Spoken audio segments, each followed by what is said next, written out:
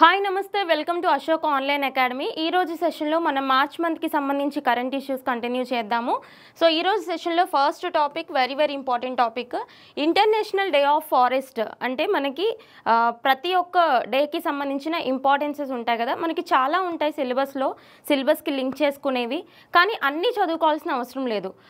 కొన్ని చాలా important days ఉంటాయి, వాటికి సంబంధించి మాత్రం మొత్తం లైక్ ఎప్పుడు ఎస్టాబ్లిష్ చేశారు, ఎవరు ఎస్టాబ్లిష్ చేశారు, అలాగే దానికి సంబంధించి థీమ్ ఏంటి, థీమ్స్ మీద ఎక్కువగా ఫోకస్ చేసి క్వశ్చన్స్ వస్తున్నాయి. సో ఇక్కడ చూడండి, international day of forest. So international day of forest ఏదైతే ఉందో మనం ఎవ్రీ ఇయర్ మార్చ్ 21కి సెలబ్రేట్ చేసుకుంటాం. ఏ రోజు? మార్చ్ 21న సెలబ్రేట్ చేసుకుంటూ ఉంటాం. అయితే ఈ డేని ఎప్పటి నుంచి మనం సెలబ్రేట్ చేసుకుంటున్నాము అంటే, ఫస్ట్ ఆఫ్ ఆల్ ఈ డేని 2012లో ఎస్టాబ్లిష్ చేయడం జరిగింది. ఎప్పుడు? ఇయర్ గుర్తుపెట్టుకోండి, 2012లో యునైటెడ్ నేషన్స్ జనరల్ అసెంబ్లీ వాళ్ళు ఎస్టాబ్లిష్ చేసిన ఇంటర్నేషనల్ డే ఆఫ్ ఫారెస్ట్. దీన్ని every year food and agricultural organisation వాళ్ళు in alignment with the state government celebrate చేస్తూ ఉంటారు. అర్థమైందా? సో ఇక్కడ మనకి ఫుడ్ అండ్ అగ్రికల్చరల్ ఆర్గనైజేషన్ కూడా వస్తుంది. Food and agricultural organization. So ఒక విషయం గుర్తుపెట్టుకోండి, ఫుడ్కి సంబంధించి ఏ ఇంటర్నేషనల్ ఆర్గనైజేషన్స్ ఉన్నా వాటి హెడ్ క్వార్టర్స్ మనకి రోమ్లో ఉంటాయి. ఎక్కడుంటాయి?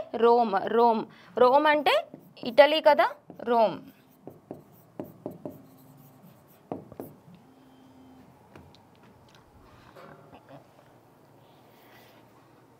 సో ఎందుకు ఈ డేని మనం సెలబ్రేట్ చేసుకుంటాము? అందరికీ తెలుసు, ఏదైనా ఒక డేకి సంబంధించి మనం సెలబ్రేట్ చేస్తున్నామంటే to raise the awareness about the conservation. ఓకేనా?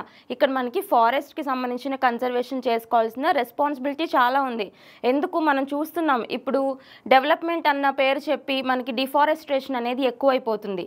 సో ఇటువంటివన్నీ కూడా తగ్గించడానికి, డిఫారెస్ట్రేషన్ మెజర్స్ తగ్గించడానికి, అలాగే మొత్తం గ్లోబల్గా ఫారెస్ట్ కన్జర్వేషన్కి సంబంధించి అవేర్నెస్ క్రియేట్ చేయడానికి ఇటువంటి ఒక డేని మనం సెలబ్రేట్ చేసుకుంటూ ఉంటాం అనమాట. ఓకేనా?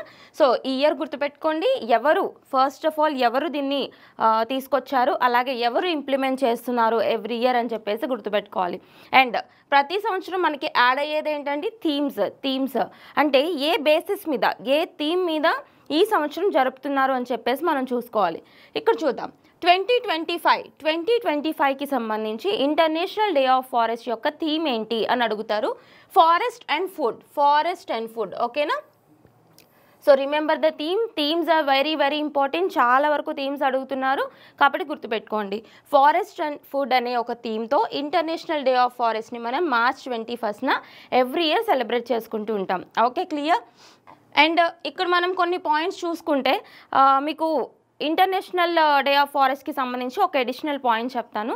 ఇక్కడ చూడండి, మనకి India state of forest report అని చెప్పేసి మనకి 2 ఇయర్స్కి ఒకసారి ministry of environment, forest and climate change వాళ్ళు డేటా రిలీజ్ చేస్తూ ఉంటారు కదా. ఏంటి? ఎవరు? Ministry of environment, forest and climate change. So వీళ్ళు 2 ఇయర్స్కి ఒకసారి, గుర్తుపెట్టుకోండి, ఫర్ ఎవ్రీ 2 ఇయర్స్ అంటే దాన్ని ఏమంటాం మనం? బై ఈనియల్ అంటారు. ఒక పాయింట్ చూడండి, బై ఈనియల్ బై యాన్యువల్ డిఫరెన్స్ తెలుసుకోండి. ఓకేనా? బై యాన్యువల్ అంటే 1 ఇయర్లో 2 టైమ్స్. ఓకేనా? 2 టైమ్స్ ఇన్ 1 ఇయర్. 1 ఇయర్లో 2 టైమ్స్ అయితే బై యాన్యువల్ అంటాం. 2 ఇయర్స్కి ఒకసారి, ఫర్ ఎవ్రీ 2 ఇయర్స్. 2 ఇయర్స్కి ఒకసారి ఫర్ ఎవ్రీ 2 ఇయర్స్ అంటే బై ఈనియల్ అంటారు. ఓకేనా? ఈ డిఫరెన్స్ టర్మినాలజీలో డిఫరెన్స్ మెయింటైన్ చేయండి, క్లారిటీ మెయింటైన్ చేయండి. సో ఈ ISFR అనేది బైఈనియల్ సర్వే. బైఈనియల్ అంటే ఫర్ ఎవ్రీ 2 ఇయర్స్ అనమాట. సో ఇక్కడ ఫారెస్ట్కి సంబంధించి, ట్రీ కవర్కి సంబంధించి, మ్యాంగ్రోవ్స్కి సంబంధించి ఇలా కంప్లీట్గా ఫారెస్ట్కి గ్రీనరీకి సంబంధించిన ఒక రిపోర్ట్ అనమాట. సో రీసెంట్ రిపోర్ట్ వచ్చేసి మనకి 2023కి సంబంధించిన రిపోర్ట్ 2024లో రిలీజ్ చేశారు. సో దీని డేటా చూసుకోండి. ఇది మనకి రాబోతున్న 2 ఇయర్స్ వరకు కూడా ఎగ్జామినేషన్స్లో చాలా ఇంపార్టెంట్, అడగొచ్చు. సో ఇక్కడ చూస్తే మీకు ఇక్కడ నేను సూపర్ఫిషియల్గా ఇస్తున్నా, మనకి ఇప్పుడు ఎంత కావాలో అంత కాన్సెప్ట్. కంప్లీట్ ISFR రిపోర్ట్ అనేది మీకు సెపరేట్ క్లాస్లో నేను డిస్కస్ చేసి అప్లోడ్ చేస్తాం, ఓకేనా. సో ఇక్కడ చూడండి, ఇది మనకి సూపర్ఫిషియల్గా నేర్చుకోవాల్సింది. మొత్తం ISFR 2023 ప్రకారం స్టేట్మెంట్స్ రావచ్చండి మీకు జాగ్రఫీ టర్మినాలజీలో. ఇక్కడ చూస్తే ఫారెస్ట్ అండ్ ట్రీ కవర్, మొత్తం total forest and tree cover ఎంత ఉంది అంటే 8,27,357 స్క్వేర్ కిలోమీటర్స్. అంటే ఇక్కడ పర్సంటేజ్ అడగొచ్చు. ఇది టోటల్ జాగ్రఫికల్ ఏరియా ఆఫ్ ఇండియాకిలో, అర్థమైందా? టోటల్ జాగ్రఫికల్ ఏరియా ఆఫ్ ఇండియాలో దీని పర్సంటేజ్ ఎంత అంటే 25.17 ఉంది ప్రెజెంట్ మన యొక్క total forest and tree cover. ఇందులో కూడా సెపరేట్గా ఫారెస్ట్ కవర్ చూసినా ట్రీ కవర్ చూసినా ఎంత ఉందో చూడండి. ఫారెస్ట్ కవర్ విడిగా చూసుకుంటే సెపరేట్గా 7,15,343 స్క్వేర్ కిలోమీటర్స్, ట్రీ కవర్ చూసుకుంటే 1,12,014 స్క్వేర్ కిలోమీటర్స్, ఓకేనా. సో ఈ 3 పాయింట్స్ గుర్తుపెట్టుకోండి. మొత్తం టోటల్ జాగ్రఫికల్ ఏరియాలో ఫారెస్ట్ అండ్ ట్రీ కవర్ ఎంత ఉంది అని అడగొచ్చు, ఓకేనా. What is the percentage of forest and tree cover in the total geographical area of India అంటే ఎంత? ఇది మనకు వచ్చే question. 25.17% according to which report? India state of forest report 2023. Okay, చాలా ఇంపార్టెంట్ పాయింట్స్ అండి, గుర్తుపెట్టుకోండి. అండ్ ఇక్కడ మనకి ఓకే ఫారెస్ట్ కన్జర్వేషన్ కోసం ఇటువంటి ఒక డే మనం సెలబ్రేట్ చేస్తున్నాం. మరి దీనికి సంబంధించి మనం అందరం ఫాలో అయ్యేది supreme law of the land, కాన్స్టిట్యూషన్లో ఏమైనా మెన్షన్ చేశారా అంటే మనకు ఆర్టికల్ 48 ఉంది కదా, ఆర్టికల్ 48A ఏ గుర్తుపెట్టుకోవాలి. ఏ అనేది స్పెషల్గా గుర్తుపెట్టుకోండి. 48Aలో ఏముంది అంటే ఆర్టికల్ 48Aలో to increase the forest cover, ఓకేనా. సో ఫారెస్ట్ కవర్ ఇంక్రీజ్ చేయాలి అని చెప్పేసి మనకి ఎక్కడుంది? Directive principles of state policy మన కాన్స్టిట్యూషన్లో పార్ట్ 4లో చదువుకుంటాం కదా. అందులో ఆర్టికల్ 48A అని ఎందుకు చెప్తున్నానంటే మీకు 48 కూడా ఉంటుంది. 48లో to increase the agriculture in scientific manner అని చెప్పేసి ఉంటుందన్నమాట, అర్థమైందా? To increase the agriculture in scientific manner, అగ్రికల్చర్కి సంబంధించి అంటే 48, కానీ ఇక్కడ ఫారెస్ట్రీకి సంబంధించి ఫారెస్ట్ కవర్ గురించి సంబంధించి అంటే 48A. ఓకే, ఇది మాత్రం మీరు ఖచ్చితంగా గుర్తుపెట్టుకోవాలని పాయింట్ అనమాట. అండ్ నెక్స్ట్ వన్, దీనికి లింక్ చేసుకుని మనం ఒక కాన్సెప్ట్ చూడొచ్చు. ఏక్ పేడ్ మాకే నామ్ అని చెప్పేసి ఒక ఇనిషియేటివ్. ఏంటండి? ఏక్ పేడ్ మాకే నామ్. సో ఇది తెలుసు కదా, నరేంద్ర మోడీ గారు ప్రొమల్గేట్ చేసిన ఒక ఇనిషియేటివ్. ఏంటి? ట్రీ కవర్ని పెంచడానికి నరేంద్ర మోడీ గారు ప్రొమల్గేట్ చేసిన ఇనిషియేటివ్. తర్వాత చాలా స్టేట్ గవర్నమెంట్స్ కూడా ఫాలో అయ్యాయి. అయితే రీసెంట్ అప్డేట్ ఏంటి దీనికి సంబంధించింది? నరేంద్ర మోడీ గారు రీసెంట్గా ఎక్కడికి విజిట్ చేశారు? మనం ఆల్రెడీ 3 to 4 ఇనిషియేటివ్స్ చెప్పుకున్నాం ఆ కంట్రీ గురించి. మారిషియస్, గుర్తుందా? Mauritius. So are honourable prime minister visited Mauritius for 2 days కదా. సో ఆ విజిట్లో మీకు చెప్పాను నేను, అక్కడ నవీన్ రామ్ గులాం గారితో కలిసి అక్కడ ఒక మొక్కని నాటడం జరిగింది. ఆ మొక్కని నాటినప్పుడు మనకు అక్కడ కవర్ అయిన పాయింట్ ఏంటి అంటే ఏక్ పేడ్ కే నామ్ ఇనిషియేటివ్.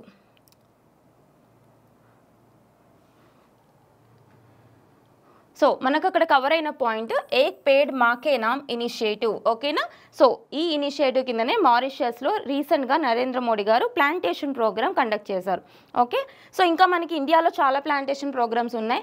మనకి తెలంగాణలో హరితహారం అని చెప్పేసి చూస్తాం, మధ్యప్రదేశ్లో అంకుర్ అని చెప్పేసి చూస్తాము, తర్వాత రాజస్థాన్లో ఘర్ ఘర్ ఔషధి యోజన అని చెప్పేసి చూస్తాము, తర్వాత హర్యానాలో ప్రాణవాయువు దేవత పెన్షన్ యోజన అని చెప్పేసి చూస్తాం.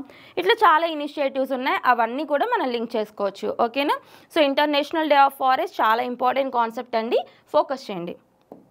నెక్స్ట్ వన్ మనకి ఇక్కడ ఇండిసెస్ ఇన్ న్యూస్ కూడా అడుగుతున్నారు కదా. ఇందులో కూడా ముఖ్యంగా కొన్ని ఫేమస్ ఇండిసెస్ ఉంటాయి. అందులో ఒకటి happiness report, happiness. Okay, so గుర్తుపెట్టుకోండి హ్యాపీనెస్. సో ఇక్కడ వరల్డ్ హ్యాపీనెస్ రిపోర్ట్ అనేది రీసెంట్గా రిలీజ్ అయింది. దీన్ని ఎవరు రిలీజ్ చేస్తారు అంటే United nations sustainable network solution వాళ్ళు అలాంగ్ విత్ ఆక్స్ఫర్డ్ యూనివర్సిటీ, ఓకేనా, United nations sustainable development solutions network along with the Oxford university కలిసి మనకి వరల్డ్ హ్యాపీనెస్ రిపోర్ట్ అనేది రిలీజ్ చేయడం జరుగుతుంది, ఓకేనా. సో ఇక్కడ వరల్డ్ హ్యాపీనెస్ రిపోర్ట్కి సంబంధించి మనం ఏ ఇండెక్స్ అయినా మనం ఏం చూసుకోవాలండి, అందులో టాప్లో ఉన్న కంట్రీస్ ఏంటి, తర్వాత అందులో ఇండియా ర్యాంక్ ఏంటో చూసుకోవాలి. ఫస్ట్ ఆఫ్ ఆల్ టాప్లో ఉన్న కంట్రీ ఎప్పుడు మీరు అసలు చూసుకోవసరం లేదు, నియర్లీ మనకి ఇప్పుడు 8th టైం అనమాట. చూడండి ఇక్కడ 8th టైము ఫిన్లాండ్ టాప్లో వచ్చింది. ఫిన్లాండ్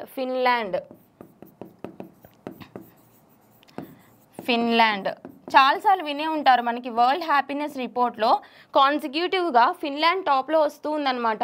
సో ఈ ఇయర్ ఆబ్వియస్గా అందరికీ గుర్తుంటుంది ఫిన్లాండ్ టాప్ అని చెప్పేసి. అయితే అక్కడ స్టేట్మెంట్ ఎలా అడగొచ్చు, ఎన్నవసారి అని చెప్పేసి అడగొచ్చు. So remember this point, consecutively 8th term Finland top పొజిషన్లో ఉంది. తర్వాత Denmark, Iceland, Sweden, Netherlands. Mostly if you observe Scandinavian కంట్రీసే ఉన్నాయి, అవునా. సో గుర్తుపెట్టుకోండి. అండ్ ఇంకొక ఇంపార్టెంట్ పాయింట్, ఇండియా ర్యాంక్ ఎంత, 118th అవుట్ ఆఫ్ 147. అంటే టోటల్గా 147 కంట్రీస్ని కన్సిడర్ చేసి ర్యాంకింగ్ తీస్తే అందులో ఇండియా ర్యాంక్ ఎంత వచ్చింది, 118th ర్యాంక్ వచ్చిందనమాట, ఓకేనా. సో ఇలా చూసుకుంటే సరిపోతుంది. కొన్ని ఇండిసెస్కి మనం లైక్ ఇండికేటర్స్ కూడా చూసుకోవాల్సిన అవసరం ఉంటుంది. అంటే ఏ ఫ్యాక్టర్స్ మీద ఇటువంటి ఇండిసెస్ అనేవి రిలీజ్ చేశారు. For example human development index తీసుకుంటాం, మల్టీ డైమెన్షనల్ పావర్టీ ఇండెక్స్ తీసుకుంటాం. అలాంటి వాటిలో మనం ఫ్యాక్టర్స్ కూడా చదువుకోవాలి, అక్కడ ఫ్యాక్టర్స్ ఇంపార్టెంట్. అలాగే మీరు ఏదైనా ఒక డెస్క్రిప్టివ్ ఎగ్జామ్ రాశారనుకోండి, అక్కడ కూడా మీకు ర్యాంకింగ్ ఎంత, ఎవరు టాప్లో వచ్చారు, ఇలాంటి క్వశ్చన్స్ అడగరు.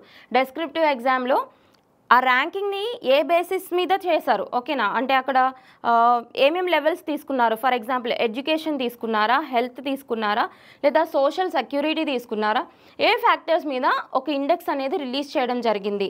ఇలా ఉంటాయి మీకు డెస్క్రిప్టివ్ ఎగ్జామ్లో. అదే డిఫరెన్స్ అనమాట. ఆబ్జెక్టివ్లో మీకు అడిగేవన్నీ ఫ్యాక్చువల్ బేసిస్ క్వశ్చన్స్ ఉంటాయి మ్యాక్సిమం, ఓకేనా. డెస్క్రిప్టివ్లో మీకు ఎలా ఉంటుందంటే అనలైటికల్ బేసిస్ అలాగే మన థింకింగ్ మీద ఉంటుందన్నమాట, ఓకేనా. సో ఆ డిఫరెన్స్ మెయింటైన్ చేయండి. ఇక్కడ వరకు మాత్రం ఈ పాయింట్స్ చూసుకుంటే సరిపోతుంది. అండ్ ఇక్కడ చూస్తే Pakistan 109th rank, China 68th rank, Nepal 92nd rank, and Afghanistan లాస్ట్లో ఉంది 147. స్లైడ్ కొంచెం బ్లర్ ఉంది, కొంచెం అడ్జస్ట్ చేసుకోండి. సో లాస్ట్లో ఉన్నది ఎవరు, 147th ఆఫ్ఘనిస్తాన్, ఓకేనా.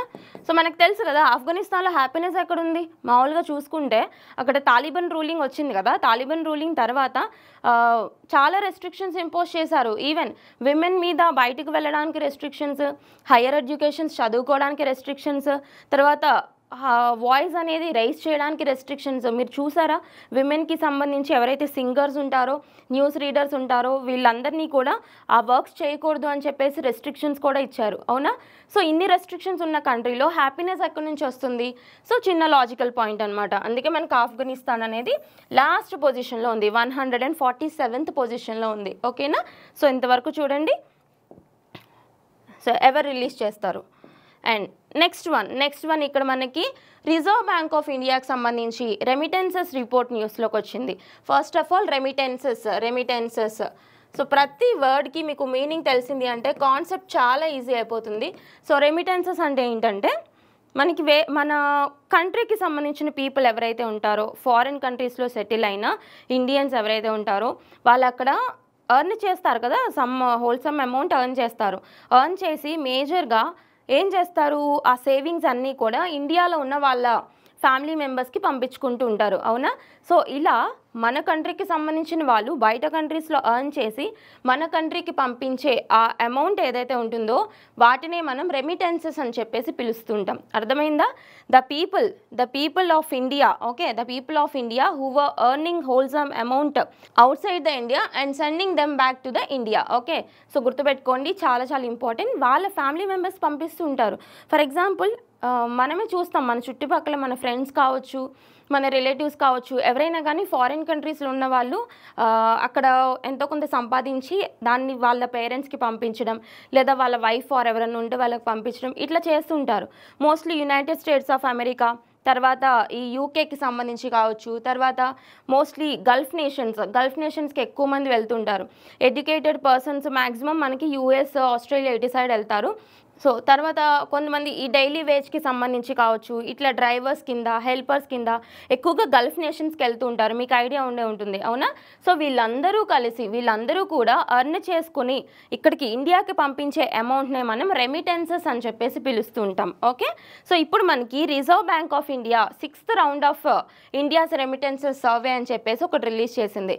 ఇందులో ఏం చెప్పింది, ఇది మీకు ఎకానమీ పాయింట్ ఆఫ్ వ్యూలో చాలా చాలా ఇంపార్టెంట్ అవుతుందండి. ఇటువంటి రిపోర్ట్స్ చూసుకోవాలి మీరు.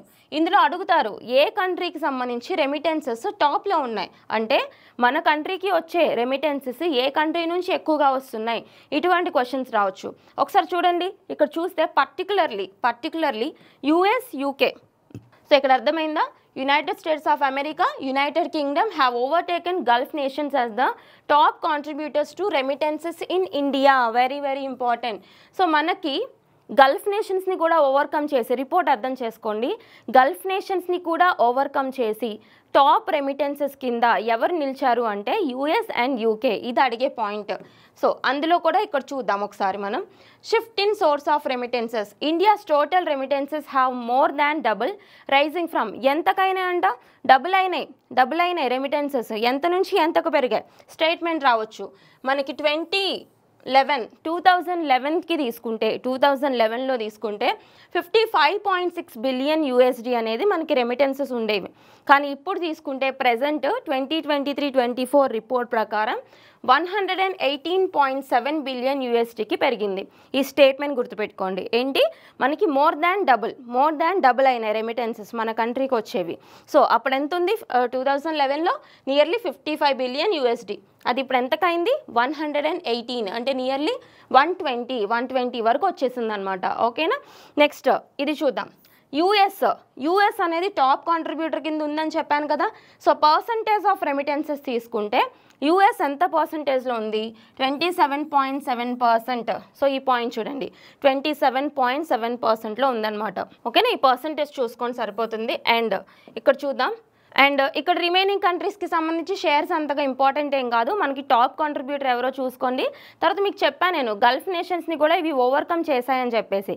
అయితే మొత్తం గల్ఫ్ కోఆపరేషన్ కౌన్సిల్ కంట్రీస్ అంటే మొత్తం ఈ గల్ఫ్ నేషన్స్ అన్నీ ఉంటాయి కదా. For example Saudi Arabia, UAE, Kuwait, Qatar, Oman, Bahrain, ఈ కంట్రీస్ అన్నీ కలిపండి ఇక్కడ. ఓకేనా? అన్నీ కలిపి 38% అంట, 38%లో ఉన్నాయి. అయితే ఇది తగ్గిందని చెప్పాం కదా మనం, అవునా? ప్రీవియస్గా చూసుకుంటే గల్ఫ్ నేషన్స్ నుంచే మనకి ఎక్కువ రెమిటెన్సెస్ వచ్చాయి. మరి ఇప్పుడు తగ్గింది అని చెప్పాం కదా, అవునా? తగ్గింది అన్నాం కాబట్టి ఎంతకి తగ్గింది, 47 నుంచి 38%కి తగ్గింది.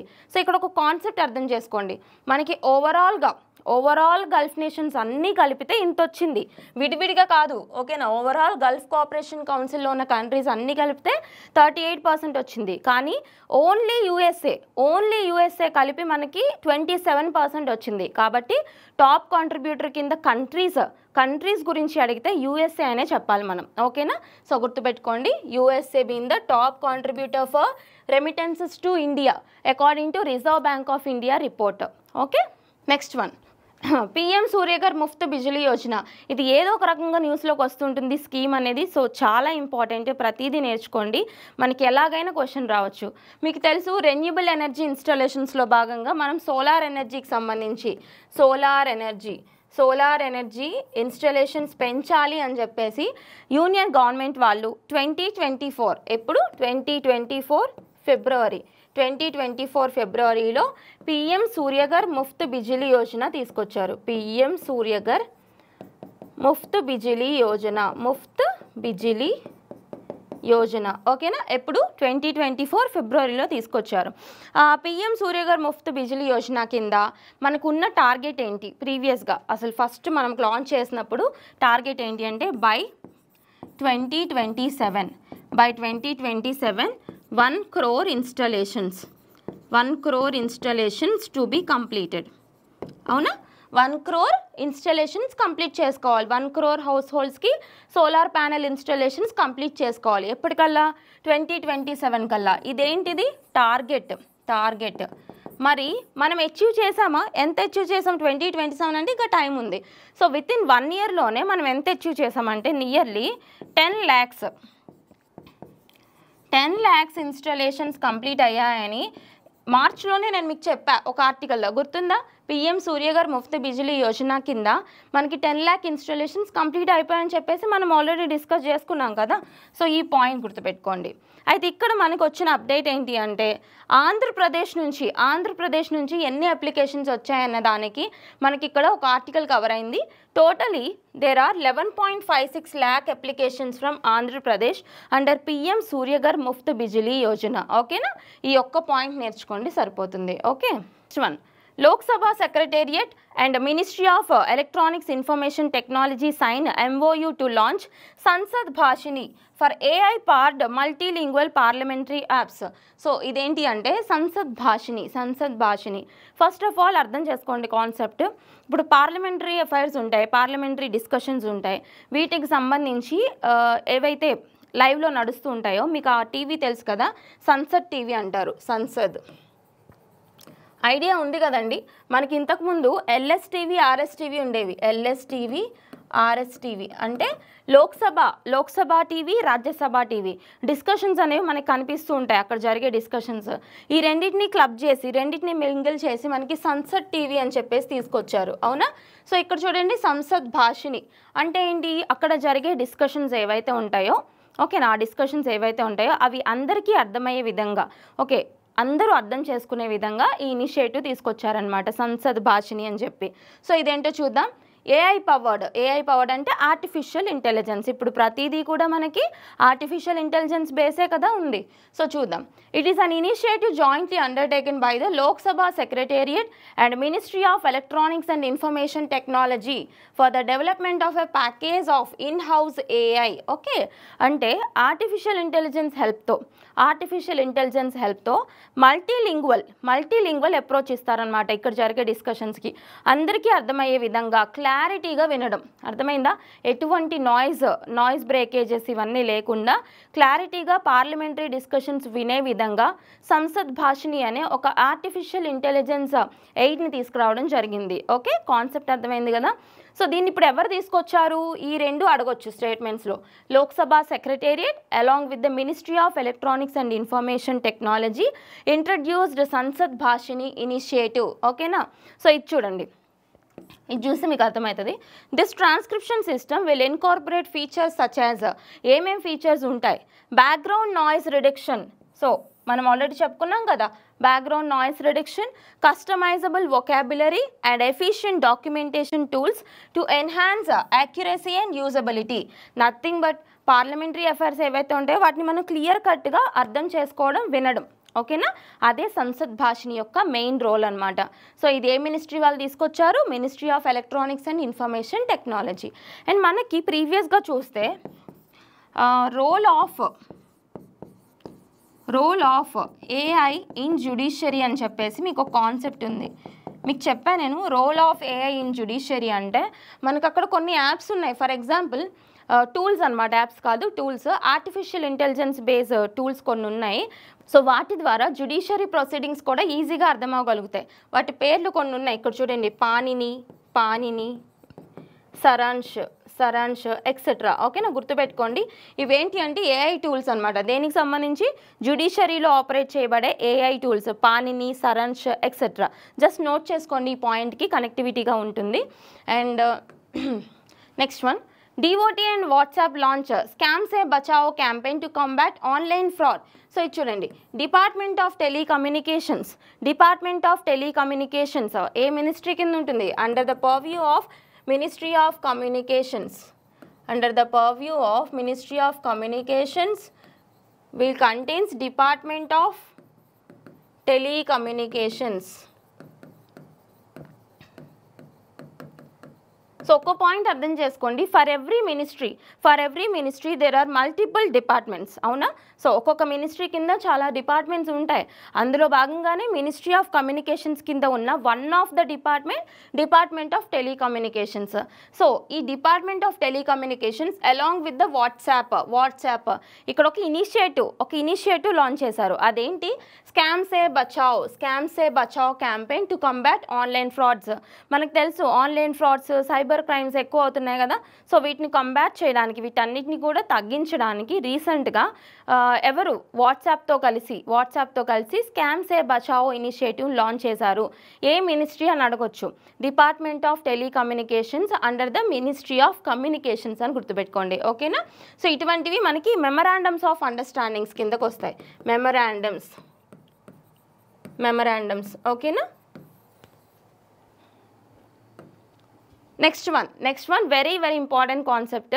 ఇదేంటి అంటే north India's first nuclear power plant will be installed in Haryana's Gorakhpur. So అడగొచ్చు మనకి నార్త్ ఇండియాకి సంబంధించి ఫస్ట్ న్యూక్లియర్ పవర్ ప్లాంట్ ఏది అని చెప్పేసి హర్యానా స్టేట్లో ఉన్న గోరఖ్పూర్లో తీసుకొస్తున్నారనమాట, ఓకేనా? సో ఇక్కడ మనం చూసుకుంటే ఇప్పుడు ప్రెసెంట్ ఎన్ని న్యూక్లియర్ పవర్ ప్లాంట్స్ ఉన్నాయి, ఓకేనా? అంటే ఏ లొకేషన్స్లో ఉన్నాయి, అవి వాటి పేర్లేంటి, మ్యాచ్ ద ఫాలోయింగ్లో అడిగే ఛాన్స్ ఉంటుంది, మనం డిస్కస్ చేసుకుందాం. దాంతోపాటు ప్రెజెంట్ కెపాసిటీ ఎంత, న్యూక్లియర్ పవర్ కెపాసిటీ ఎంత ఉంది, అండ్ మనకున్న టార్గెట్ ఏంటి. ఇప్పుడు ఫర్ ఎగ్జాంపుల్ మనం చూసుకున్నాం కదా, రెన్యూబుల్ ఎనర్జీకి సంబంధించి మనకున్న టార్గెట్ ఏంటి, టోటల్ రెన్యూబుల్ ఎనర్జీకి సంబంధించి 500 గిగావాట్స్ బై 2030 అని చెప్పేసి మనం చూసుకున్నాం, అవునా? పంచామృత్ ప్రిన్సిపల్స్, నరేంద్ర మోడీ గారు ఇచ్చిన పంచామృత్ ప్రిన్సిపల్స్ ప్రకారం రెన్యూబుల్ ఎనర్జీ టార్గెట్ ఎంత అండి, 500 గిగావాట్స్ బై 2030. సో మనకి టార్గెట్ ఉంది, అయితే మనం ఎంత అచీవ్ చేసాం, 209 గిగావాట్స్ అచీవ్ చేసామని చెప్పుకుందాం. అందులో కూడా సోలార్ పవర్ నుంచి మనం 97 గిగావాట్స్ అచీవ్ చేసామని చెప్పుకున్నాం. విండ్ ఎనర్జీ నుంచి 48 గిగావాట్స్ అచీవ్ చేసామని చెప్పుకున్నాం.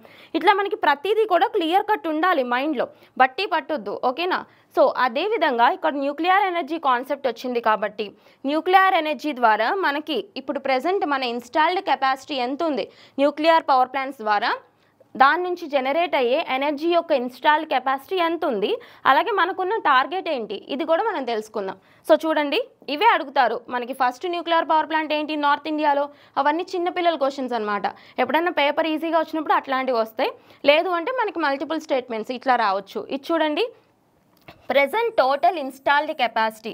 ఇప్పుడు న్యూక్లియర్ పవర్ ద్వారా ప్రెజెంట్ మనకి టోటల్ ఇన్స్టాల్డ్ కెపాసిటీ 8180 మెగావాట్స్ ఉంది, ఓకేనా? 8180 మెగావాట్స్. మరి మన టార్గెట్ ఎంత, గవర్నమెంట్ యొక్క టార్గెట్ 22,480 మెగావాట్స్ బై 2031-32. ఎంతండి, 22,480 మెగావాట్స్ బై 2031-32. ఈ రెండు పాయింట్స్ చాలా ఇంపార్టెంట్, మీరు బాగా గుర్తుపెట్టుకోవాలి మైండ్లో. ఇక్కడ మీకు రెన్యూబుల్ ఎనర్జీ కూడా రాస్తాను నేను. రెన్యూబుల్ ఎనర్జీ టోటల్ వచ్చేసి 500 గిగావాట్స్ టార్గెట్, 500 గిగావాట్స్ బై 2030, అవునా? ఇదేంటి target, it is target for renewable energy 500 gigawatts by 2030, but now we have achieved nearly 209 gigawatts. Okay, ఇప్పుడు మనం ఎంత 2025లో ఉన్నాం, okay? Of this solar energy we have achieved an amount of 98 gigawatts, and from wind energy we have achieved an amount of 47 gigawatts. Okay, so ఇట్లా కంప్లీట్గా చూసుకోండి సరిపోతుంది, ఓకేనా? అయితే ఇక్కడ మనం చూసుకుంటే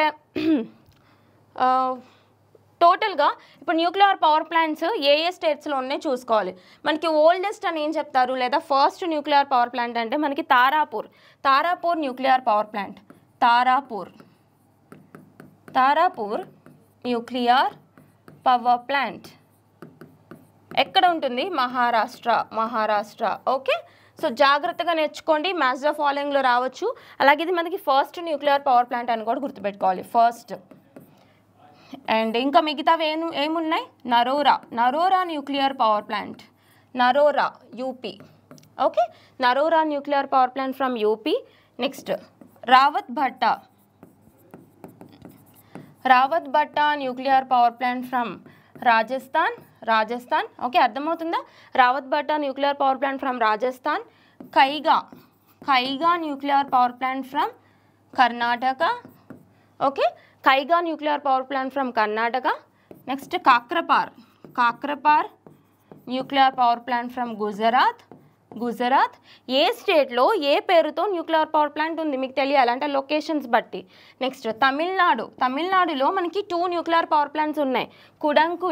కుడంకులం అండ్ కాల్పక్కం.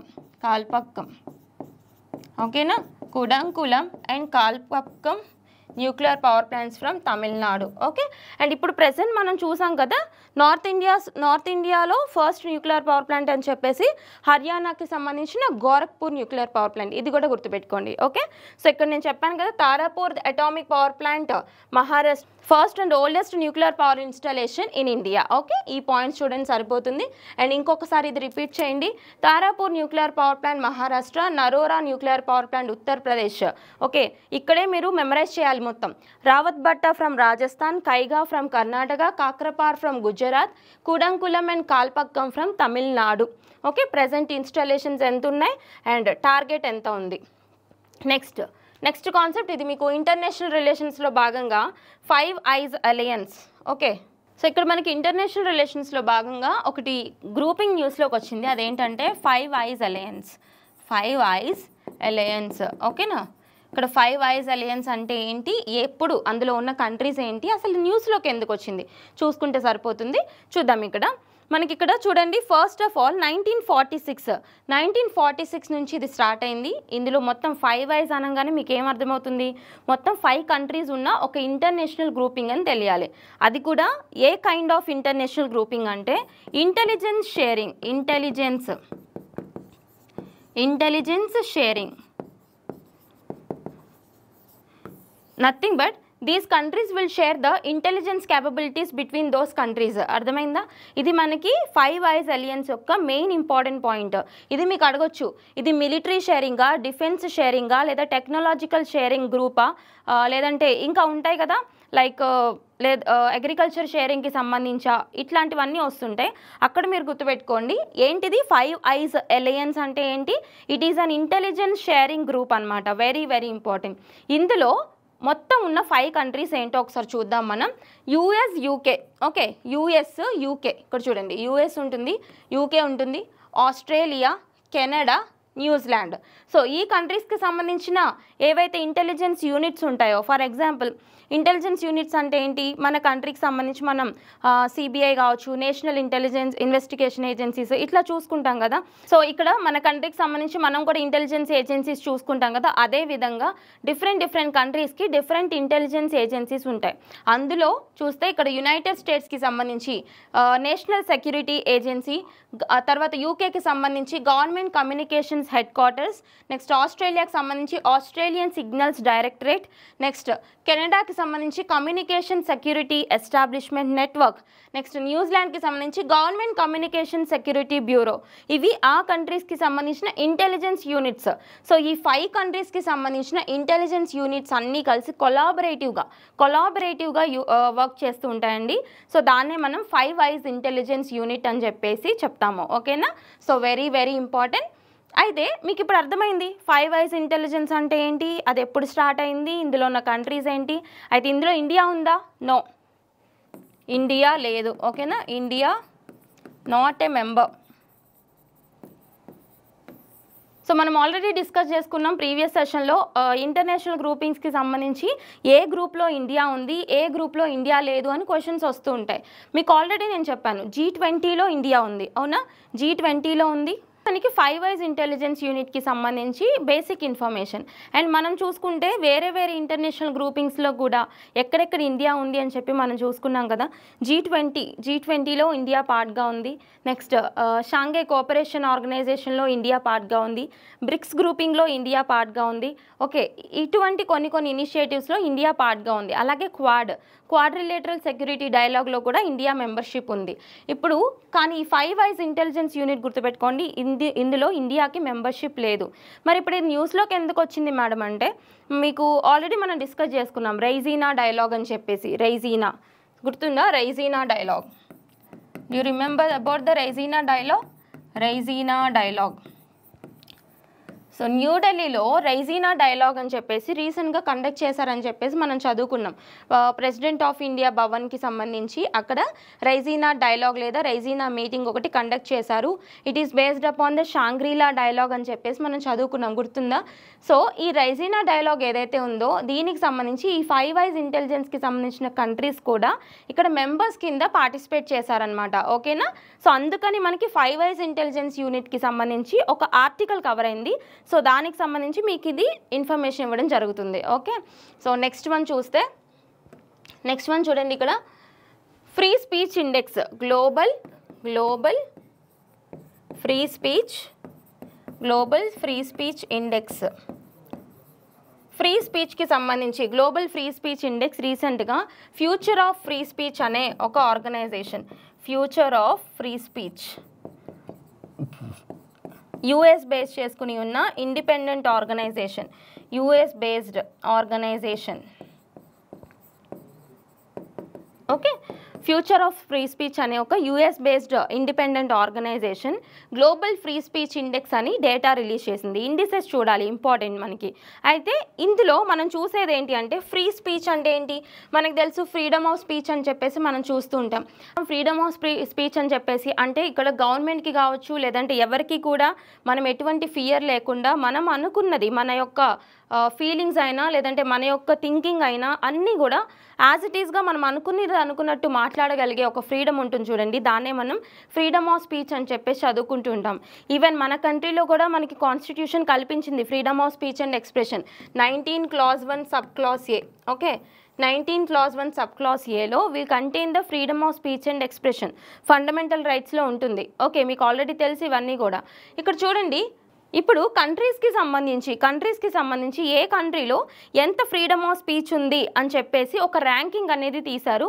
అందులో టాప్లో ఉన్న కంట్రీ నార్వే ఫస్ట్ పొజిషన్లో నార్వే ఉందండి. ఓకే, ఇది గుర్తుపెట్టుకోండి. అలాగే ఇండియాకి సంబంధించి మనం ఎన్నో ర్యాంక్లో ఉన్నాం, టోటల్గా ఎన్ని కంట్రీస్ తీశారు, అందులో ఇండియా ఎన్నో ర్యాంక్లో ఉంది అంటే అవుట్ ఆఫ్ 33 కంట్రీస్ ఈ గ్లోబల్ ఫ్రీ స్పీచ్ ఇండెక్స్ తీసింది ఓన్లీ 33 కంట్రీస్కే. అందులో కూడా ఇండియా ఎన్నో ర్యాంక్లో ఉందంట, 24th ర్యాంక్లో ఉంది, 24 out of 33. ఓకే, సో ఈ పాయింట్ గుర్తుపెట్టుకోండి, 24 out of 33. మన ర్యాంక్ ఎంత, 24th ర్యాంక్. సో మొత్తం ఫస్ట్ పొజిషన్లో ఉన్నదేంటి, నార్వే కంట్రీ. ఇది కూడా మనకి స్కాండినేవియన్ కంట్రీ అని చెప్పేసి గుర్తుపెట్టుకోవాలి. అలాగే ఈ ఇండెక్స్ని ఎవరు రిలీజ్ చేస్తారు, ఫ్యూచర్ ఆఫ్ ఫ్రీ స్పీచ్, ఇది ఒక యూఎస్ బేస్డ్ ఆర్గనైజేషన్.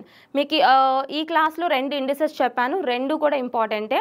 మరీ ముఖ్యంగా వరల్డ్ హ్యాపీనెస్ ఇండెక్స్ మనం చెప్పుకున్నాం కదా, released by United nations sustainable development solutions network and Oxford university అని చెప్పాము. అందులో టాప్ కంట్రీ వచ్చేసి ఫిన్లాండ్ అని చెప్పుకున్నాము. ఇండియా 118th ర్యాంక్లో ఉంది అని చెప్పుకున్నాం. లాస్ట్ పొజిషన్లో ఆఫ్ఘనిస్తాన్ ఉంది అని చెప్పుకున్నాం, అవునా? సో ఇవన్నీ కూడా మీరు కంపారేటివ్గా చదువుకోవాలి. Next one, Kerala Assembly on Wednesday unanimously passed the Kerala State Elderly Commission Bill meant to protect the rights of the elderly. ఇక్కడ చూద్దాం, జెరియాట్రిక్ పాపులేషన్కి సంబంధించి జెరియాట్రిక్స్ అన్నా, ఓల్డ్ ఏజ్ అన్నా లేదా ఎల్డర్లీ అన్నా, geriatrics, old age or elderly, ఈ పాపులేషన్కి సంబంధించి రైట్స్ని ప్రొటెక్ట్ చేసే విధంగా, ఓకేనా, ఓల్డ్ ఏజ్ పర్సన్స్ రైట్స్ని ప్రొటెక్ట్ చేయడానికి రీసెంట్గా ఏ స్టేట్ అసెంబ్లీ ఒక బిల్ పాస్ చేసింది అని అడుగుతారు. Recently which state assembly pass the bill to protect the rights of geriatric population or to protect the rights of old age population అంటే Kerala state assembly, Kerala. Okay, very very important point గుర్తుపెట్టుకోండి. అయితే మనం ఇక్కడ ఇంకో point link చేసుకోవచ్చు, senior citizens day ఏ రోజున celebrate చేస్తాం, October 1st. Very very important. Okay, and మనకి ఇక్కడ సీనియర్ సిటిజన్స్కి సంబంధించి వెల్ఫేర్ మెజర్స్ తీసుకోవాలి అని చెప్పేసి మనకు ఒక ఆర్టికల్ ఉంది, ఆర్టికల్ 41. సో మనం చూసుకుంటే ప్రతి దాంట్లోనూ మన కాన్స్టిట్యూషన్ లింక్ అవుతుందండి మనకి, ఓకేనా. మన కాన్స్టిట్యూషన్లో ప్రతి దానికి ఒక మెజర్ అనేది ఉంది. ఇక్కడ చూడండి, article 41 directive principles of state policy ఏం చెప్తుంది, సీనియర్ సిటిజన్స్, అన్ఎంప్లాయిడ్ యూత్, అలాగే పర్సన్స్ విత్ డిజబిలిటీస్, ఈ 3 కేటగిరీస్కి సంబంధించిన పర్సన్స్కి వెల్ఫేర్ చూసుకోవాల్సిన రెస్పాన్సిబిలిటీ గవర్నమెంట్ మీద ఉంది అని చెప్పేసి ఆర్టికల్ 41లో మనకు చెప్తున్నారు, అవునా? సో మీరు ఈ పాయింట్ని లింక్ చేసుకోవచ్చు, ఆర్టికల్ 41. అలాగే ఇక్కడ చూస్తే మనకి గవర్నమెంట్కి సంబంధించి సీనియర్ సిటిజన్స్ కొన్ని పోర్టల్స్ ఉన్నాయి. SAGE portal, SACRED portal, SACRED portal ఎవరికి సంబంధించి అని అడుగుతారు. సేజ్ పోర్టల్, సాక్రెడ్ పోర్టల్ ఈ రెండు కూడా సీనియర్ సిటిజన్స్కి సంబంధించిన పోర్టల్స్ అనమాట. అంటే వాళ్ళకి సంబంధించి ఫిజికల్ ఎయిడ్స్ ఏమన్నా అందజేయడం కావచ్చు, ఓకే, లేదు అంటే వాళ్ళు ఈవెన్ రిటైర్ అయిన తర్వాత కూడా డిగ్నిఫైడ్గా బ్రతకాలి అనుకుంటారు, ఒక హోల్సమ్ అమౌంట్ ఎర్న్ చేసుకుంటూ ఎవరి మీద డిపెండ్ అవ్వకుండా బ్రతకాలి అనుకుంటారు కదా కొంతమంది సీనియర్ సిటిజన్స్. సో వాళ్ళకి సంబంధించి రీఎంప్లాయ్మెంట్ ఇప్పించడానికి కావచ్చు, ఇటువంటి పోర్టల్స్ అన్నీ కూడా గవర్నమెంట్ హ్యాండిల్ చేస్తూ ఉంటుంది. అండ్ సీనియర్ సిటిజన్స్ వెల్ఫేర్ అనగానే మనకి ఏ మినిస్ట్రీ గుర్తు రావాలి? మినిస్ట్రీ అడగొచ్చు, చూడండి, ministry of social justice and empowerment. Okay, so ministry of social justice and empowerment కిందకి వస్తుందన్నమాట, ఓకేనా? Next one, recently 4 new sites were added to the IUCN green list. ఇక్కడ international union for conservation of nature, international union for conservation of nature. So full forms నేర్చుకోండి ప్రతిదానికి. ఇక్కడ nature కన్జర్వేషన్కి సంబంధించి మనకి international union ఒకటి ఉంది కదా, IUCN అంటాము. ఫర్ ఎగ్జాంపుల్ కొన్ని స్పీషీస్కి సంబంధించి ఫ్లోరా కావచ్చు, ఫానా కావచ్చు, అవి ఏ లిస్ట్లో ఉన్నాయి అంటే ప్రజెంట్ వాటి స్టేటస్ ఏంటి అని చెప్పేసి మనకి ఎండేంజర్డా, క్రిటికల్లీ ఎండేంజర్డా, ఎక్స్టింక్టెడా, వల్నరబులా, ఇటువంటి కొన్ని కేటగిరీస్ ఇస్తూ ఉంటుంది చూడండి. అదే organization international union for conservation of nature. So ఇప్పుడు రీసెంట్గా international union for conservation of nature world వైడ్గా 4 సైట్స్ని ఇక్కడ ఎందులోకి యాడ్ చేసినాయి? IUCN గ్రీన్ లిస్ట్లోకి యాడ్ చేసినాయి. సో ఆ సైట్స్ ఏంటో గుర్తుపెట్టుకోండి. ఇది మనకు కొంచెం టఫ్గా అడిగితే పేపర్ అడిగే ఛాన్స్ ఉంటుంది. Sharaan nature reserve and King Abdul Aziz royal nature reserve in Saudi అరేబియాకి సంబంధించి 2 రిజర్వ్స్. తర్వాత అఖాబా మెరైన్ రిజర్వ్ ఇన్ జార్డాన్కి సంబంధించిన ఒక marine reserve. Next one Sir Bu Nair protected area in the యూఏఈకి సంబంధించిన ఒక ప్రొటెక్టెడ్ ఏరియా. సో ఈ 4 ప్లేసెస్ని రీసెంట్గా IUCN గ్రీన్ లిస్ట్ కింద యాడ్ చేయడం జరిగింది, ఓకేనా? And next one, west Bengal to allow women to work in bars, bills passed in the assembly. ఇంకొక స్టేట్ అసెంబ్లీకి సంబంధించి ఇంకొక బిల్ న్యూస్లోకి వచ్చింది మనకి. For example west Bengal state government రీసెంట్గా పాస్ చేసిన బిల్ ఏంటి? ఇక్కడ విమెన్ని బార్స్లో వర్క్ చేయడానికి అలో చేస్తూ ఒక బిల్ని పాస్ చేసిందనమాట. మనం మోస్ట్లీ పెద్ద ఈ క్లబ్స్లో అట్లా తప్పితే కొన్ని బార్స్లో, రెస్టారెంట్స్లో విమెన్ ఎక్కడా కూడా సర్వ్ చేయడం మనం చూడము. సో చూడండి, వెస్ట్ బెంగాల్ గవర్నమెంట్ ఇటువంటి ఒక ఇనిషియేటివ్తో న్యూస్లోకి వచ్చింది. సో వెరీ వెరీ ఇంపార్టెంట్, కొంచెం కాంట్రవర్షియల్ కాబట్టి ఎగ్జామినేషన్లో ఫోకస్ చేసే ఛాన్స్ ఉంటుంది. అండ్ మీకు తెలుసు వెస్ట్ బెంగాల్లో ఆల్కహాల్ ప్రొహిబిషన్ అనేది చాలా దారుణంగా ఉంటుంది. అక్కడంతగా ఆల్కహాల్ ప్రొహిబిషన్ అనేది అసలు గవర్నమెంట్ కూడా దాని మీద ఫోకస్ చేయదు, ఓకే? మనం చూసుకుంటే ఆర్టికల్ 47లో ఉంటుంది కదా, ఆర్టికల్ 47లో కంప్లీట్ ప్రొహిబిషన్ ఆఫ్ ఆల్కహాల్ ఉంటుంది. Complete prohibition of alcohol for consumption purpose. So ఈ పాయింట్ ఇంపార్టెంట్ అండి, కన్జంప్షన్ పర్పస్ అని. కన్జంప్షన్ మనకి ఇక్కడ వరకు చదివి ఆపేస్తే కంప్లీట్ ప్రొహిబిషన్ ఆఫ్ ఆల్కహాల్ అన్నారనుకోండి, ఎలా ఉంటుంది అక్కడ మీనింగ్? ఆల్కహాల్ కంప్లీట్గా ప్రొహిబిట్ చేయాలి అని ఉంటుంది. కానీ what about the medicinal and toilet preparations? కంప్లీట్గా ప్రొహిబిట్ చేసేస్తే మెడిసినల్ అండ్ టాయిలెట్ ప్రిపరేషన్స్లో సాల్వెంట్ కింద ఆల్కహాల్ని వాడుతూ ఉంటారు, అవునా? సో మరి అలాంటప్పుడు ఆల్కహాల్ ఎలా యూస్ చేస్తారు? సో మనం అక్కడ స్టేట్మెంట్ ఎలా కంప్లీట్ చేయాలి అంటే complete prohibition of alcohol for the consumption purpose కోసం మాత్రమే ప్రొహిబిట్ చేయాలి. Very very important statement. ఎక్కడుంటుంది ఇది? మనకి ఆర్టికల్ 47లో ఉంటుంది. దీన్ని ఇంప్లిమెంట్ చేస్తున్న స్టేట్స్ కూడా ఉన్నాయి. గుజరాత్ కావచ్చు, తర్వాత బీహార్ కావచ్చు, మనకు ఆల్కహాల్ ప్రొహిబిషన్ ఇంప్లిమెంట్ చేస్తున్నారు. కానీ కొన్ని స్టేట్స్లో కంప్లీట్గా ఆల్కహాల్ మీద బ్రతుకుతున్నారు. ఫర్ ఎగ్జాంపుల్ వెస్ట్ బెంగాల్లో అలానే ఉంటుంది. వెస్ట్ బెంగాల్లో అసలు ఆల్కహాల్ ప్రొహిబిషన్ మీద ఎటువంటి మెజర్స్ ఉండవు అనమాట. సో గుర్తుపెట్టుకోండి, అక్కడ రీసెంట్గా ఇటువంటి బిల్ కూడా పాస్ చేశారు. ఏం బిల్ అది? విమెన్ని బార్స్లో వర్క్ చేయడానికి ఎలో చేస్తారంట. ఓకేనా? సో గుర్తుపెట్టుకోవాలి. స్టేట్ అసెంబ్లీ బిల్, ఇందాక జిరియాట్రిక్ పాపులేషన్స్కి సంబంధించి ఏ స్టేట్ బిల్ పాస్ చేసిందండి? కేరళ. ఓకే. తర్వాత ట్రై లాంగ్వేజ్ ప్రిన్సిపల్ని అపోజ్ చేసిన స్టేట్ ఏంటి? త్రిభాషా సూత్రం. ట్రై లాంగ్వేజ్ ప్రిన్సిపల్ని అపోజ్ చేసిన స్టేట్ తమిళనాడు. ఓకే. అలాగే హిందీ రూపీ ప్లేస్లో తమిళ్ లాంగ్వేజ్తో రూపీని తీసుకొచ్చింది రీసెంట్గా బడ్జెట్లో, అది కూడా తమిళనాడు. ఓకే. తర్వాత ఈ విమెన్ యొక్క మ్యారేజ్ ఏజ్ని 18 ఇయర్స్ నుంచి 21 ఇయర్స్కి పెంచిన స్టేట్ ఏంటి? హిమాచల్ ప్రదేశ్. విమెన్ మ్యారేజ్ ఏజ్ని 18 ఇయర్స్ నుంచి 21 ఇయర్స్కి పెంచిన state Himachal Pradesh. And hand written బడ్జెట్ని ఇంట్రడ్యూస్ చేసిన స్టేట్ ఏంటి? Chhattisgarh. Hand written budget Chhattisgarh. గుర్తుందా? అన్నీ లింక్ చేసుకోండి. అస్సాంలో కూడా కొన్ని కాంట్రవర్సీస్ ఉన్నాయి. ముస్లిమ్స్ మ్యారేజ్ యాక్ట్ని మొత్తాన్ని కూడా రద్దు చేసి టర్మినేట్ చేసి కొత్త మ్యారేజ్ యాక్ట్ని తీసుకొచ్చారు అస్సాం స్టేట్లో. అలాగే ముస్లిం సోదరులు ఎవరైతే ఉంటారో నమాజ్ చేసుకుంటారు కదా, ఆ నమాజ్కి సంబంధించి ఆ 2 hours బ్రేక్ ఏదైతే ఉంటుందో లెజిస్లేటివ్ అసెంబ్లీలో నమాజ్ చేసుకోవడానికి ఉన్న ఆ బ్రేక్ ఏదైతే ఉంటుందో ఫ్రైడే టైమ్స్లో, ఆ బ్రేక్ని రద్దు చేశారు. ఆ బ్రేక్ని టర్మినేట్ చేసిన స్టేట్ కూడా అస్సాం స్టేటే. సో ఇట్లా మనకి స్టేట్ గవర్నమెంట్స్కి సంబంధించి చాలా ఇనిషియేటివ్స్ ఉన్నాయి. ఒకసారి చూడండి ప్రతిదీ కూడా.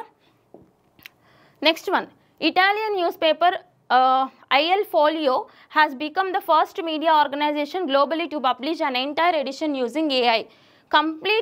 కంప్లీట్గా ఆర్టిఫిషియల్ ఇంటెలిజెన్స్ యూజ్ చేసుకొని కంప్లీట్ న్యూస్ పేపర్ ఎడిషన్ని ప్రింట్ చేస్తూ న్యూస్లోకి వచ్చిన ఫస్ట్ న్యూస్ పేపర్ ఏంటి అంటే ఇటాలియన్ న్యూస్ పేపర్. ఆ న్యూస్ పేపర్ పేరు IL Folio. సో జస్ట్ గుర్తుపెట్టుకొని సరిపోతుంది. ఇది మనం కొన్ని స్పెషల్ ఇష్యూస్ కింద చూసుకోవాలి. మనకి ఆర్టిఫిషియల్ ఇంటెలిజెన్స్ అనేది ఒక సెపరేట్ సబ్జెక్ట్ అయిపోతుంది కదా. సో దానికి సంబంధించి మనం చాలా చూసాం ప్రీవియస్గా. ఫస్ట్ ఏఐ న్యూస్ రీడర్ అని చెప్పేసి సనా అని చెప్పి, ఫస్ట్ ఏఐ ఇంజనీర్ అని చెప్పేసి దేవిక అని చెప్పి, ఫస్ట్ ఏఐ టీచర్ ఐరిస్ అని చెప్పేసి, ఫస్ట్ ఏఐ కంటెస్టెంట్ స్టీవ్ అని చెప్పేసి బ్రిటిష్ ఎలక్షన్స్కి సంబంధించి ఇలా చాలా చెప్పాను నేను మీకు ఏఐకి సంబంధించి. ఒకసారి ఆ పాయింట్స్ అన్నీ చూడండి. ఇక్కడ కూడా ఫస్ట్ ఏఐ న్యూస్ పేపర్ ఏంటిది? కంప్లీట్గా ఒక ఎడిషన్ మొత్తాన్ని కూడా ఆర్టిఫిషియల్ ఇంటెలిజెన్స్ యూజ్ చేసి జనరేట్ చేశారు. ఆ న్యూస్ పేపర్ ఏంటి? IL Folio. Okay. Next one, white hydrogen. రీసెంట్గా వైట్ హైడ్రోజన్ని డిస్కవర్ చేసిన కంట్రీ ఏది అని అడుగుతారు. వైట్ హైడ్రోజన్ ఇక్కడ చూద్దాం. France. Okay. France has discovered, ఒకసారి స్క్రిప్ట్ చూడండి. France has discovered massive 46 million ton white hydrogen reserve in the Moselle region valued at 92 trillion USD. Trillions అండి ఇక్కడ చూడండి ఎంత కాస్ట్ ఉంటుంది. అది మొత్తం ఎక్స్కవేట్ చేస్తే 92 ట్రిలియన్ USD ఉంటుందంట. సో డైరెక్ట్గా అడుగుతారు. సో ఇక్కడ యాక్చువల్లీ వాళ్ళు మీథేన్ కోసం సర్చింగ్ స్టార్ట్ చేశారు. మీథేన్ అంటే CH4 కదా, CH4. మీథేన్ కోసం సర్చింగ్ స్టార్ట్ చేసినప్పుడు అక్కడ వాళ్ళకి వైట్ హైడ్రోజన్ మ్యాసివ్ రిజర్వ్స్ దొరికినాయి అనమాట. So very important. ఏ కంట్రీ అని అడుగుతారు? ఫ్రాన్స్ అని చెప్పేసి గుర్తుపెట్టుకోండి. ఇది ఒక మిస్సెలేనియస్ ఇష్యూ, అడిగితే అడగొచ్చు. సో ఒకసారి ఏది మిస్ చేయకూడదు కాబట్టి ఫోకస్ చేయండి. Next, introduction of an automated permanent academic account registry ID by the Ministry of Education.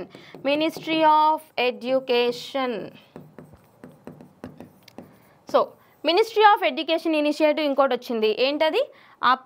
APAAR ID అడుగుతారు చూడండి. APAAR ID so belongs to which ministry అని చెప్పేసి అడగొచ్చు. మినిస్ట్రీ ఆఫ్ ఎడ్యుకేషన్కి సంబంధించి ఒక ఐడి తీసుకొచ్చారు. ఎవరికిది? స్టూడెంట్స్కి సంబంధించి. స్టూడెంట్స్ యొక్క అకాడమిక్ డేటా మొత్తం చిన్నప్పటి నుంచి వాళ్ళ యొక్క అకాడమిక్ డేటా మొత్తం కూడా డిజిటలైజ్గా ఉండే విధంగా, ఓకే, అక్కడ ఎటువంటి చీటింగ్ లేకుండా మొత్తం వాళ్ళ అకాడమిక్ డేటా అంతా కూడా డిజిటలైజ్ చేసే విధంగా ఒక ఐడి అనమాట. చాలా ఇంపార్టెంట్. చాలామంది దొరికిపోతారు ఇట్లాంటివి ఉంటే. APAAR ID. So full form ఏంటి అని అడుగుతారు. Automated permanent academic account registry ID by ministry of education అని చెప్పేసి గుర్తుపెట్టుకోండి. ఓకేనా? ఏంటి దాని యొక్క యూజ్ ఏంటి? For every student, which aims to ensure a single source of truth for all their records throughout their life in the academic ecosystem in India. వాళ్ళ ఎకడమిక్స్కి సంబంధించి ప్రతి రిపోర్ట్ కూడా డిజిటలైజ్డ్ వర్షన్లో ఈ అపార్ ఐడి ఏదైతే ఉంటుందో ఈ నంబర్ పెట్టగానే వచ్చేస్తుంది అనమాట. అర్థమైందా? So very very important, ministry of education. And ministry of ఎడ్యుకేషన్కి సంబంధించి ప్రీవియస్గా మీకు 1 Nation 1 Subscription చెప్పానా? 1 Nation 1 Subscription గుర్తుందా?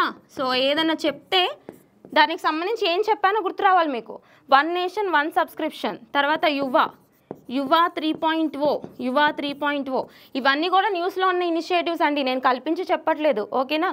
మినిస్ట్రీ ఆఫ్ ఎడ్యుకేషన్ కింద ఇప్పుడు ఇంకోటి యాడ్ చేసుకోండి, అపార్ ఐడి కాన్సెప్ట్ ఒకటి తీసుకొచ్చారు. Okay, next, Government of Andhra Pradesh took a significant step toward digital governance and technological innovation by signing a memorandum of understanding with the Gates Foundation. Just ఇక్కడ proposals ఏమీ బయటికి రాలేదు అసలు దేనికి సంబంధించి మెమరాండం అని. జస్ట్ ఏంటంటే బిల్ గేట్స్ ఎవరైతే ఉన్నారో సో ఆయనకు సంబంధించిన గేట్స్ ఫౌండేషన్కి సంబంధించి రీసెంట్గా ఈయన విజిట్ చేశారు కదా ఇండియాని. సో రీసెంట్గా ఆంధ్రప్రదేశ్ గవర్నమెంట్ బిల్ గేట్స్ ఫౌండేషన్తో ఒక మెమరాండం చేసుకుంది. కంప్లీట్ డీటెయిల్స్ అయితే మనకేం రాలేదు, జస్ట్ ఒక ఇండికేటివ్ పర్పస్ కింద గుర్తుపెట్టుకోండి. ఓకేనా? సో ఒకసారి చూడండి, మీకు ఈరోజు సెషన్లో international day of forest March 21, తర్వాత world happiness report top country Finland, India 118 rank, global free speech index ఏదైతే ఉందో అది చూడండి. సో ఇట్లా కొన్ని ఇంపార్టెంట్ కాన్సెప్ట్స్ ఉన్నాయి, అవి చాలా ఫోకస్ చేయండి. ఓకేనా? మిగతావన్నీ కూడా కొంచెం మిసలేనియస్గా చూసుకోండి, సరిపోతుంది. ఏది కూడా మిస్ చేయొద్దు అన్న పర్పస్తోనే ప్రతిదీ చెప్పడం జరుగుతుంది. సో కొన్ని కాన్సెప్ట్స్ కొంచెం బోరింగ్గా ఉంటాయి, అయినప్పటికీ మనకి ఎగ్జామ్లో వచ్చినప్పుడు ఒక మార్క్ పోతుందన్నమాట. అర్థమైందా? సో సెషన్స్ అన్నీ కూడా కంప్లీట్గా చూడండి. ట్రస్ట్ అస్, ప్రతిదీ కూడా మీకు అన్ని పేపర్స్ కూడా కంపైల్ చేసి ఇవ్వడం జరుగుతుంది. నేను 100% కాన్ఫిడెంట్గా చెప్తున్నాను, మీకు కరెంట్ అఫైర్స్కి సంబంధించి ఇంకా ఏ సోర్స్ కూడా చూడని అవసరం లేకుండా మీకు అన్ని సెషన్స్ కంప్లీట్ చేయడం జరుగుతుంది. అండ్ అలాగే కొన్ని స్పెషల్ వీడియోస్ కూడా పోస్ట్ చేస్తాము, అవి కూడా చూడండి. ఓకేనా? So until then keep learning. ఏమైనా డౌట్స్ ఉంటే మెన్షన్ చేయండి. Thank you so much.